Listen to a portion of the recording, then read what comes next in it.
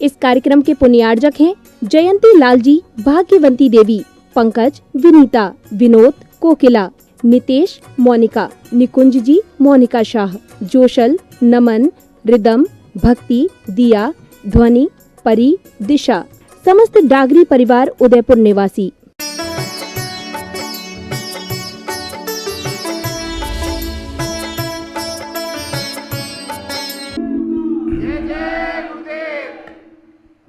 पतझड़ में कभी उपवन फूलों सा नहीं खिलता। पतझड़ में कभी उपवन फूलों सा नहीं खिलता।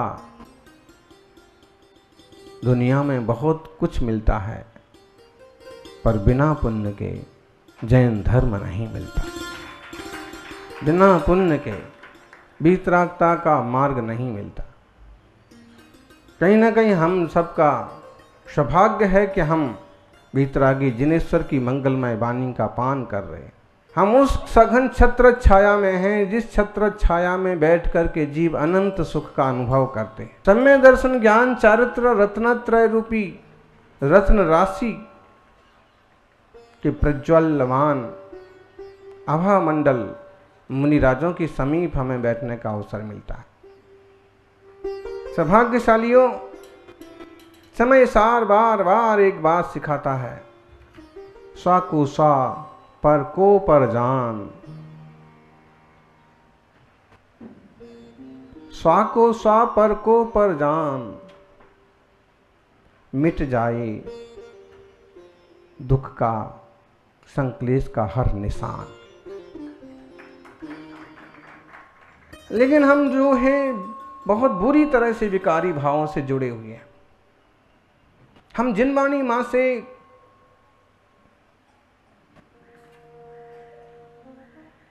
इतनी प्रीति नहीं करते हैं कि वो जो कहे हम उसे स्वीकार लें, जबकि एक संसारी मां से भी कितनी प्रीति हो सकती है। बहुत छोटी सी बड़ी सुंदर सी कहानी हमने भी पहली बार सुनी। चाणक्य बहुत बड़े विद्वान हुए हैं और चंद्रगुप्त मौर्य उनके अनुशासन में रह करके बहुत बड़े सम्राट बने। और उस जमाने में पूरे देश में, दुनिया में जैन धर्म को ले जाने का श्रेय इन दोनों महापुरुषों को जाता है। जीवन के अंतिम समयों में दोनों ने ही उत्तम समाधि साधी है। मुनि बन करके देह का विसर्जन किया है, जिसमें चाणक्य के ऊपर तो बहुत खतरनाक उपसर्ग भी आया था, जिसकी कथा आपको कथा कोशों में पढ़ने को मिलती है कि सुबंधु नाम के पूर्व पर्याय के जो दुश्मन मंत्री थे, उन्होंने आग का पिंड बना करके सब तरफ से गोबर के उपले लगा करके, जब वह मुनि अवस्था में ध्यान कर रहे थे तो आग लगा दी थी। और उस भयंकर तकलीफ में भी उन्होंने उपसर्ग विजय किया। चाणक्य मुनि ने उत्तम समाधि साधा। किशोर चाणक्य बाहर से पढ़ करके आते हैं, खेल करके आते हैं। अम्मा को इस तरह से देख करके पूछते हैं, क्या बात हुई, क्या हुआ? माँ ने कहा कि ऐसी ऐसी बात हुई। और ज्योतिषी ने कहा, तू तो बहुत बड़ा सम्राट बनेगा। उन्होंने कहा, कहाँ तुम ज्योतिषियों की बातों में आ जाते हो माँ? ये जो ज्योतिषी होते हैं ना, ये तो बस जिसको जैसा फांकते रहते हैं। बहुत गहरे ज्ञानी लोग नहीं मिलते हैं, जिस चाय की बातों में नहीं आ जाना चाहिए। ठगने वाले लोग बहुत मिलते हैं। वो कहेंगे कि लाओ तुम्हारे घर का सोना, जरा सा तुम्हारा सोना लाओ, 150 ग्राम 200 ग्राम जितना हो, जितने ग्राम होगा उससे 100 गुना सोना मैं बना के दूंगा। तुम्हें कुछ नहीं करना है, सिर्फ यहां आंगन में उबलता हुआ पानी रखना है, बाकी सोने के आभूषण ले आओ।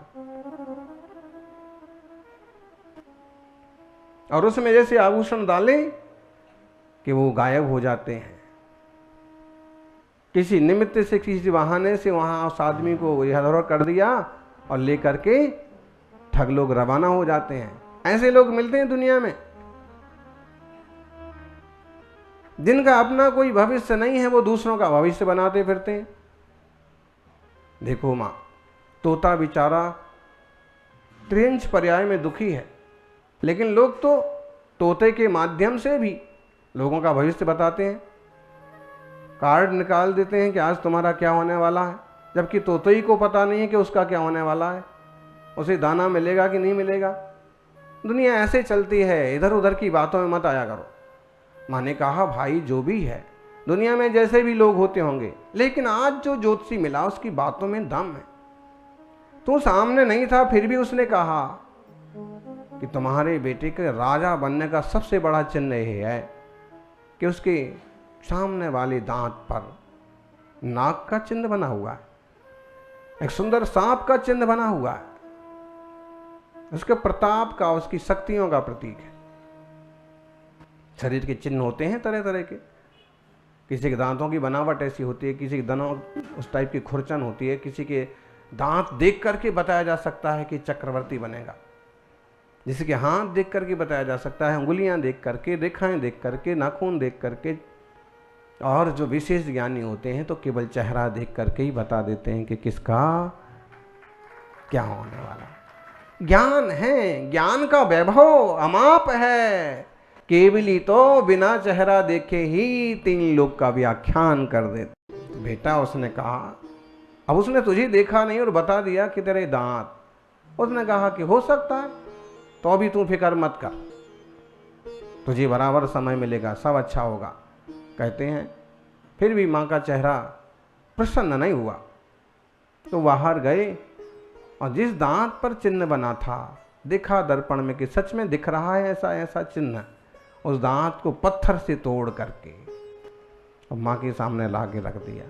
इसी चिन्ह से मैं राजा बनने वाला था ना, अब मैंने ये राजा बनने का चिन्ह ही तोड़ दिया, अब तो टेंशन छोड़।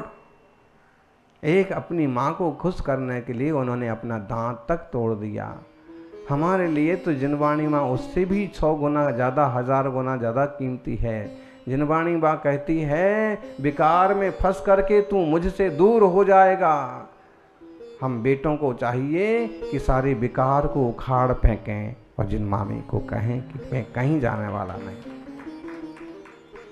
तुम जिस रास्ते से कहोगी उस रास्ते से चलूंगा।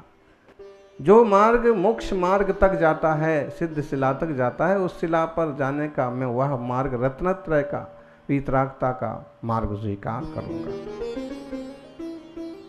प्रत्येक बेटे को चाहिए कि वो अपनी जन्मदात्री माँ का यथायोग्य सम्मान करें, परिवार का यथायोग्य सम्मान करें, और वही सही ज्ञान प्राप्त करने के लिए जिनवाणी माँ का उससे बहुत ज़्यादा सम्मान करें। क्योंकि एक माँ जो होती है वो संसार में जीना, रहना, व्यवहार करना सिखाती है, लेकिन जिनवाणी माँ संसार से पार जाना सिखाती है। इसलिए स्वाध्याय निरंतर होना चाहिए।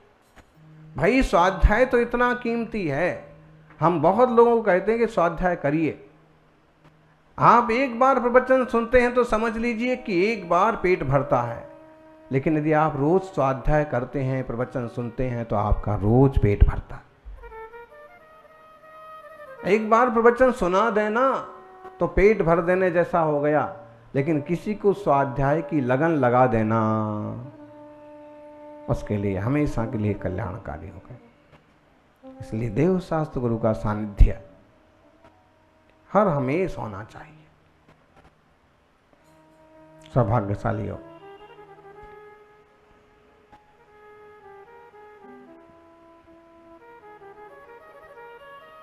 पूत के लक्षण पालने में दिखते हैं। सम्राट चंद्रगुप्त भी महान बने और चाणक्य भी महान बने। वो खुद तो सम्राट नहीं बने, लेकिन उन्होंने चाणक्य को सम्राट बनाया, राजा बनाया, और ऐसा राजा बनाया जैसा राजा ना इतिहास में देखा, ना सुना, ना भूत में हुआ और ना भविष्य में हुआ। कई सारी सदियां बीत गई थीं जब चंद्रगुप्त जैसे सम्राट नहीं हुए थे। उन्हें आतंक और अधर्म को हटा करके, कई सारी खोटी प्रथाओं को बंद करके सत्य, अहिंसा, दया का साम्राज्य पूरी दुनिया में फैलाया। विदेशी आक्रमणकारियों को देश से भगाया, सीमा में घुसने ही नहीं दिया। जीवन आनंद से जिया और अंतिम समयों में, जीवन के अंतिम वर्षों में भद्रबाहु स्वामी का और सानिध्य मिल गया। राजनीति के गुरु चाणक्य और धर्म नीति के गुरु, मोक्ष मार्ग के गुरु भद्रबाहु। जब ऐसे गुरु मिल जाते हैं तो कोई साधारण इंसान भी चंद्रगुप्त मौर्य बन जाता है। इसलिए बहुत ज्यादा कर्तापन में मत पड़ो। अवसर मिले थोड़े से संयम, थोड़े से नियम, थोड़े से संकल्प जरूर लें। आत्मशुद्धि के लिए जीवन में शांति और शालीनता जरूर बढ़ाना चाहिए। आचार्य देव कुंद कुंद स्वामी कहते हैं,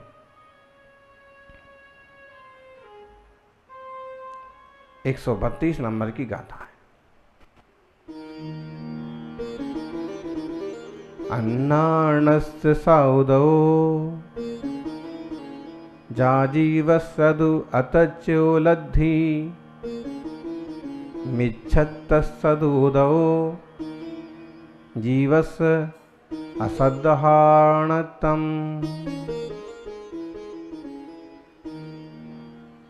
एकदम संक्षेप में सार गर्भित बातें हैं। अन्नाणस्त सौदो जाजीवस, अर्थ समझ में आ रहा? वो अज्ञान का उदय है। वो जो जीवों की अतत्व की उपलब्धि है ना, वो अज्ञान के उदय से है। तत्व उपलब्धि सबको क्यों नहीं है? सभी तत्व ज्ञानी क्यों नहीं है? सभी क्यों नहीं वीतरागता के मार्ग पर चल जाते हैं? और सभी क्यों नहीं वीतरागी प्रभु को ही वीतरागी मान लेते हैं? अरे भाई, क्या जरूरत पड़ी है खोटे मार्ग पर चलने की? लेकिन नहीं, कहीं वीतरागी मूर्तियां हैं तो उन्हें और लपेट देंगे, उन पर और चक्षु चढ़ा देंगे। अरे भाई, मार्ग वीतरागता का ही है, इस मार्ग से चलो। आग्रह बहुत खतरनाक होता है। जिन लोगों की चरणों की मान्यता नहीं है वो भी चरणों को मानने लगते हैं। अब उसी रूप में मान लो ना कि चरण चिन्ह की मान्यता जैनों में है। जब भगवान मुख चले जाते हैं तो उनके चरण चिन्ह खो दिए जाते हैं, देवताओं के द्वारा बना दिए जाते हैं। और जहां इंसान अपने हाथ से नई छतरी बनाते हैं, वो इंसान अपने ढंग से बनवा के स्थापित करवाते हैं।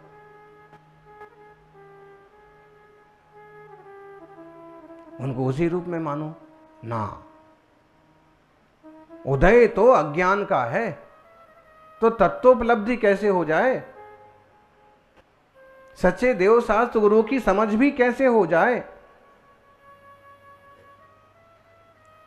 क्या ठीक है, क्या ठीक है, क्या सेव्य है, क्या असेव्य है, क्या उचित है, क्या अनुचित है, क्या सही है, क्या गलत है? अगर ये निर्णय हर व्यक्ति को हो जाए तो अज्ञान का उदय फिर क्या करेगा? मिथ्यात्व का उदय क्या करेगा? मिच्छत्त सदु उदो, मिच्छत्त सदु उदो जीवस्व असद्धानत्तम। सबको एक जैसा श्रद्धान हो जाए और सबको सही सही श्रद्धान हो जाए और सब आपकी बात मान लें कि हाँ हाँ भाई, आप कह रहे तो ठीक है, गिरनार जी बिल्कुल आपका ही है, शिरपुर बिल्कुल आपका ही है, वहाँ वीतराग मूर्ति ही है, सही बात है, प्राचीनतम है निर्ग्रंथ जैन शासन, और ये सारी बातें यथायोग्य बुद्धि से स्वीकार कर ले, तो अश्रद्धान कैसे हो? अश्रद्धान ना हो तो मिथ्या तो कैसे रहे? रहना है वो तो। जिन जिन ने जिस ढंग के कर्मों का आश्रय बंद कर लिया है और जिनकी होर हार वैसी है, आप उन्हें समझा करके, बुझा करके, लड़ झगड़ करके भी नहीं बदल सकते, डांट फटकार करके भी। आप ज्यादा समझाने जाओ तो बोलते ना वो ज़्यादा समझाने जाओ तो खुद का ही नुकसान कराओ।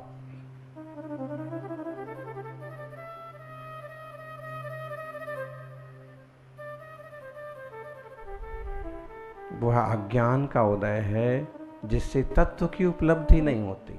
इतने लोग बैठे हैं, बहुत लोग इस मार्ग को समझने को तैयार हैं और बहुत लोग समझ करके भी नहीं समझना चाहते,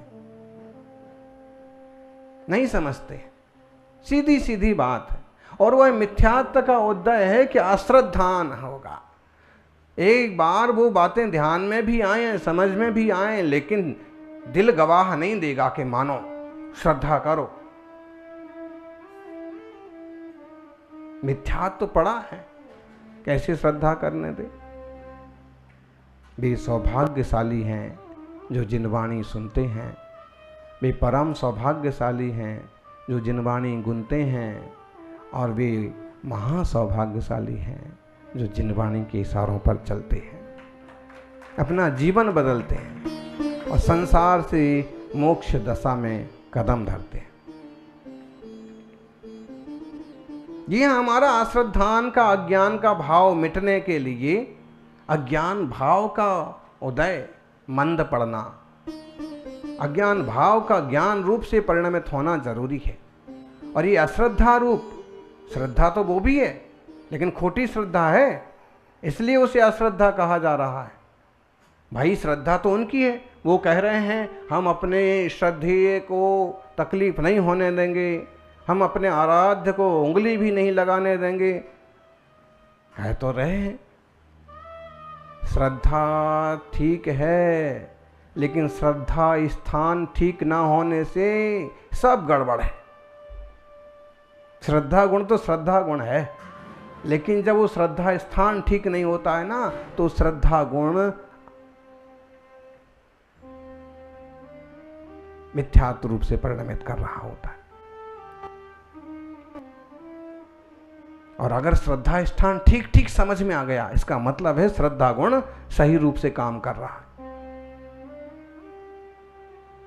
लाइट वही होती है, उसी पर जब लाल कागज चढ़ा देते हैं तो लाल लाल हो जाता है, और उसी पर जब हरा कागज चढ़ा दो तो हरा हो जाता है, और सारे आवरण हटा दो तो प्रकाश तो जैसा है वैसा है, ज्ञान जैसा है वैसा है। लेकिन इस श्रद्धा के आवरणों से, कुश्रद्धा सुश्रद्धा के कारण से सारी हमारी श्रद्धा सही है, श्रद्धा स्थान भी सही हो तो सम्यक दर्शन होगा, सम्यक ज्ञान होगा। आचार्य देव योगेंद्र, जो हिंदू कहते हैं बिरला निशुणहि तच्चम, बिरला जाने दी तच्च दो तच्चम, बिरला भावई तच्चम, बिरलाड़म धारणा होती। वो कहते हैं कि बिरला निशुणहि तच्चम, बिरला जो है वो तत्व को सुनता है। कौन सा बिरला सुनता है तत्व को? ओम बिरला। आप कहोगे उन्हें तो फुर्सत ही नहीं है, संसद में झंझट की बातें सुनने से ही फुर्सत नहीं है, तत्व की बात तो कब सुने। यहाँ आ भी जाएं तो 10-5 मिनट में, आधे घंटे में वापस भागना पड़ता है।